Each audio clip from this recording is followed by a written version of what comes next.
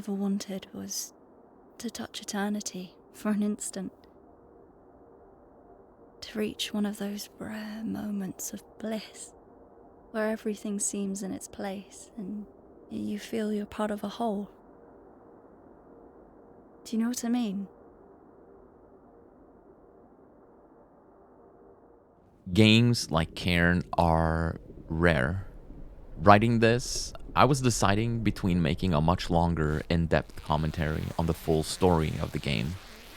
But I decided that I wanted to keep it a bit shorter and without major spoilers, in hopes that more people will watch the video and feel compelled to play it. Leave a comment if you do. And I gotta tell you, we're all fired up. Rooting for you to become the first human to set foot on the summit of Kami. Yeah, sure. Okay, gotta go. Just call me back.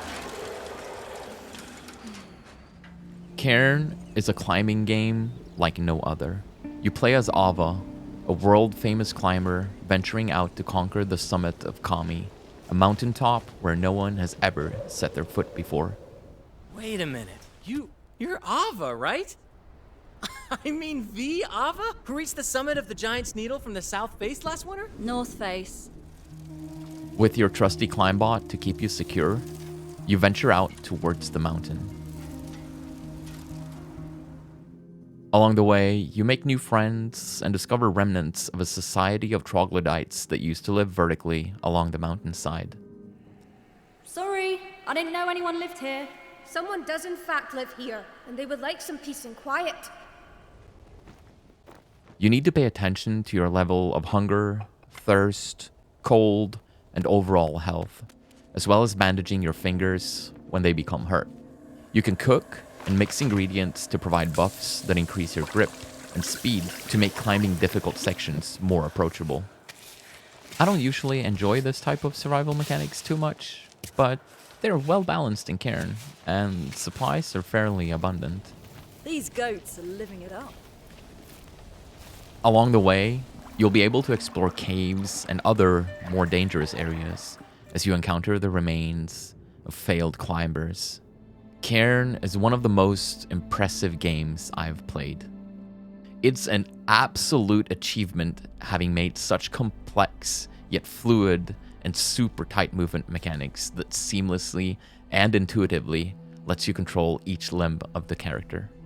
The mechanics feel like the game wants you to succeed. Its difficulty decided by how you, as the player, approach each section of the mountain and how well you adapt to the realistic climbing mechanics. People with real-life climbing experience, or even from activities that require some amount of body control, will for sure have an advantage in this game. I chose to play Cairn on the Alpinist difficulty, with a self-imposed rule of not using ropes and pittons, only very rarely and in certain places. If you're doubting you can make the climb, that means that your mind's already been defeated. So, yeah, I think you should go back down. You know what? I'm fine with that. However, I do not recommend anyone play the game this way. At least not on their first playthrough. I spent just over 30 hours finishing the game with every achievement completed. A normal playthrough will probably be somewhere around the 10-hour mark. It wasn't my intention to do it, but within the first half hour of starting my playthrough, I just decided that it was the way I had to do it. I just couldn't help myself with the way the gameplay and narrative resonated with me.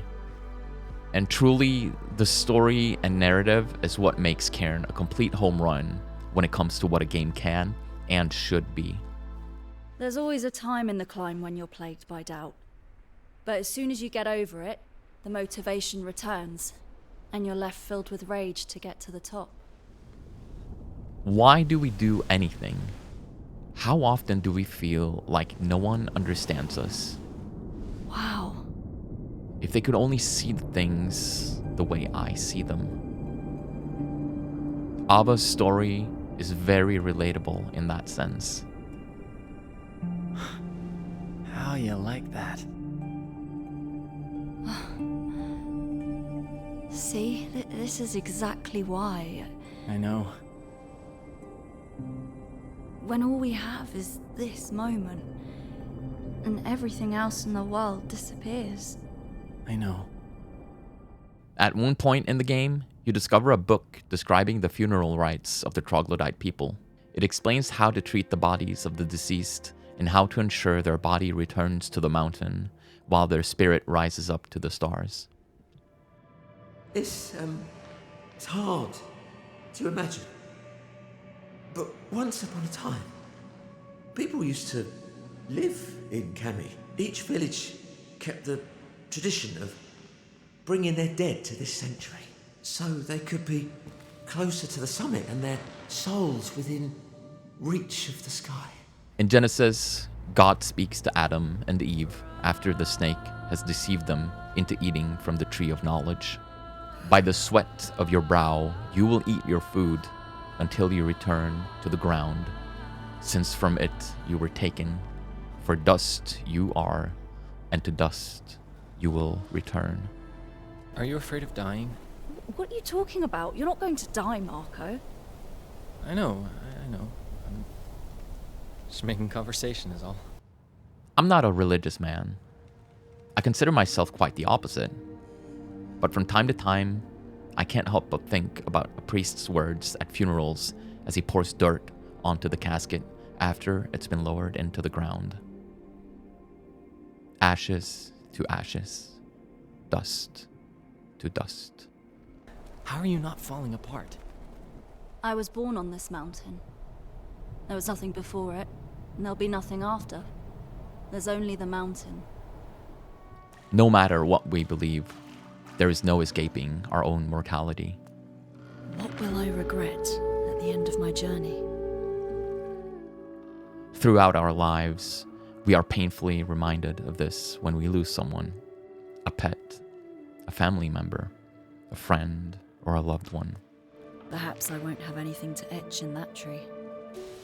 Your absence is as if the thread of life itself has been broken. I would have liked to tell you that I love you and to say thank you for everything. I miss you. All the things left unsaid. If only we'd known. But just like your brain seamlessly hides the tip of your nose from your view, either subconsciously or through belief systems, most of us live on, refusing to acknowledge our fleeting existence. Why, Abba? I keep asking myself that question. It's just stuck in my head. Why? Why did you leave? Why do you feel the need to climb that big, stupid rock? Why does it affect me so much? All we want is to feel like we're part of a whole. Although, are we not already the universe experiencing itself? Cairn is so much more than a game. It's an analogy for the struggles we face in our lives. It's a journey and a window into the human condition, or even a mirror onto the self. As I conquer Kami, limb by limb, rock by rock, I keep reflecting on my own past and present, and on the challenges and hardships we face. More often than not, I believe, we suffer as well as conquer in silence. Everybody dies, Marco. I mean, why not die on this mountain? There are worse places. But you don't mind dying alone? Well, I mean, most people who die of old age will die alone at home. Only in movies do old people die surrounded by their families. You're asking if I'm scared? No. No, I'm not. But in the end, we all end up the same. From the earth of which we came, stardust as we are, again we will return to the earth. So why do we do the things we do? And did we ever truly exist?